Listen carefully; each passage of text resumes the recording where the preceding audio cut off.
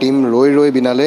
যিসকল কলা কৌশলী যিসকল আঁৰৰ মানুহ বা টিমটোৰ সৈতে যিসকল জড়িত বিশেষকৈ ৰৈ ৰৈ বিনালে চিনেমাখনৰ সকলো আহি এই মুহূৰ্তত ইয়াত উপস্থিত হৈছেহি আমি দেখুৱাইছোঁ গৰিমা শইকীয়াগাৰ্গ আহি উপস্থিত হৈছে যতীন বৰা উপস্থিত হৈছে তাৰ সমান্তৰালকৈ মন্ত্ৰী বিমল বৰা আহি ইয়াতে উপস্থিত হৈছে যিগৰাকী আৰক্ষী আয়ুক্ত পাৰ্থসাৰথী মহন্ত তেওঁ আহি উপস্থিত হৈছে আৰু যিসকল টিম ৰৈ ৰৈ বিনালে যিসকল কলা কৌশলী প্ৰত্যেকগৰাকী লোকে এই মুহূৰ্তত আহি ইয়াত উপস্থিত হৈছে আৰু কেইটামান মুহূৰ্তৰ পিছতেই ঠিক 7 বজাৰ লগে লগে 7 বাজি যোৱাৰ লগে লগে কেইটামান মুহূৰ্তৰ পাছতেই সেই বিশেষ শ্ব'টো ইয়াত মুকলি হ'ব এই মুহূৰ্তত আমি দেখুৱাইছোঁ এনেকৈ আশীষ লৈছে আৰু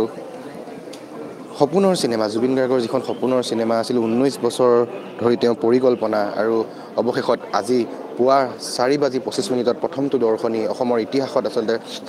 সেই দৰ্শনীৰ কথা উল্লেখ থাকিব কাৰণ পূৰ্বতে নোহোৱা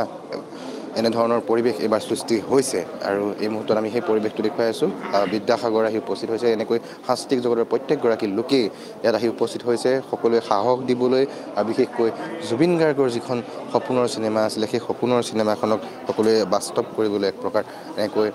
ওলাই অহা মুহূৰ্তত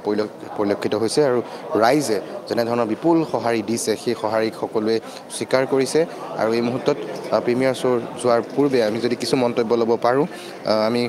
গৰিমা বৰুৱাৰ পৰা কিছু মন্তব্য ল'বলৈ যত্ন কৰিম কিন্তু সামগ্ৰিক পৰিৱেশটো মুহূৰ্তত আপোনালোকক দেখুৱাই আছোঁ এয়া হৈছে Kelvin cinema gold cinema hall Fancy বজাৰস্থিত সেই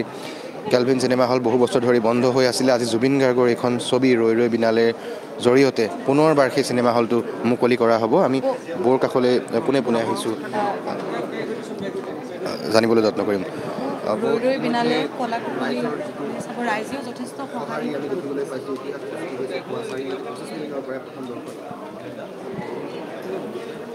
ৰাইজেতো সাংঘাতিক সঁহাৰি জনাইছে সেয়া সকলোৱে দেখিছে আৰু ইতিমধ্যে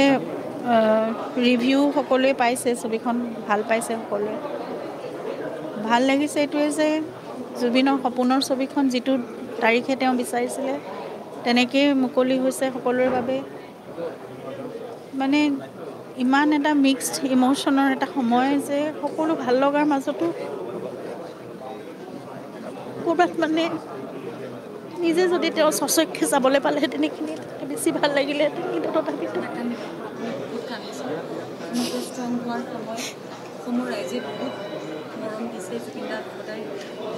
খুব সাহস কৰি আহিছোঁ ছবিখন চাবতো লাগিবই মই আজি ভাবিছোঁ প্ৰথমতে গোটেই পৰিয়ালৰ মানুহখিনিৰ লগত যিহেতু ইউনিটটো আমাৰ পৰিয়ালে সকলোৰে লগত চাওঁ এনেকৈ তেওঁ বহুত বাৰ চাবলৈ মন আছে দিনে ৰাতিয়ে চাবলৈ মন আছে গতিকে মই চাগে বহুত বাৰ ওলাই আহিম কিন্তু চাবলৈ সাহসটো গোটাইছোঁ এতিয়া চাই লওঁ এয়া হৈছে গৰিমা শইকীয়াগাৰ্গ তেওঁ কিছু আৱেগিক এই মুহূৰ্তত নিশ্চয়কৈ সেয়া স্বাভাৱিক কাৰণ সপোনৰ চিনেমা আছিলে জুবিন গাৰ্গৰ 19 বছৰীয়া এটা সপোন আজি দিঠক হৈছে আৰু ৰাইজে যেনেধৰণে সঁহাৰি জনাইছে যেনেকৈ মৰম দিছে ছবিখনৰ প্ৰতি সকলোৱে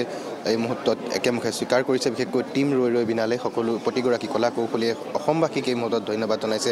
জুবিন গাৰ্গে বিচৰা ধৰণে সেই মৰম বা সেই ভাল পোৱা আৰু এক কথাত ক'বলৈ গ'লে অভিলেখ সৃষ্টি কৰিছে এই চিনেমাখনৰ প্ৰত্যেকটো দৰ্শনীয়ে এই মুহূৰ্তত আমি পৰিৱেশ দেখুৱাইছোঁ এনেকৈ ভিতৰলৈ প্ৰৱেশ কৰিছে আমি বাহিৰৰ কিছু পৰিৱেশ দেখুৱাবলৈ যত্ন কৰিম কিছু মন্তব্য ল'বলৈ যত্ন কৰিম কাৰণ যথেষ্ট সংখ্যক লোক আহিছে বিভিন্ন প্ৰান্তৰ পৰা আৰু বিশেষকৈ সাংস্কৃতিক জগতৰ সৈতে জড়িত প্ৰত্যেকগৰাকী লোকে আহিছে সাংস্কৃতিক মন্ত্ৰী বিমল বৰাকো আমি কিছু সময় পূৰ্বে দেখা পাইছিলোঁ যদি সম্ভৱ হয় আমি কিছু মুহূৰ্তৰ পাছত সেয়া পৰিৱেশো দেখুৱাবলৈ যত্ন কৰিম কিন্তু টিম ৰৈ ৰৈ বিনালে সমগ্ৰ টিমটো আৰু বিশেষকৈ সেই পৰিয়াল সকলোৱে এই মুহূৰ্তত আহি ফাঁচী বজাৰৰ কেলভিন চিনেমা হলত উপস্থিত হৈছে কেইটামান মুহূৰ্তৰ পাছতে সেই বিশেষ দৰ্শনী ইয়াত আৰম্ভ হ'ব হয় পুলক মহন্ত এই মুহূৰ্তত আপোনাক ধন্যবাদ জনাইছোঁ আৰু নিশ্চিতভাৱে আমি আপোনালোকক দেখুৱালোঁ যথেষ্ট আৱেগিক হৈছে গৰিমা শইকীয়াগাৰ্গ যিটো জুবিন গাৰ্গৰ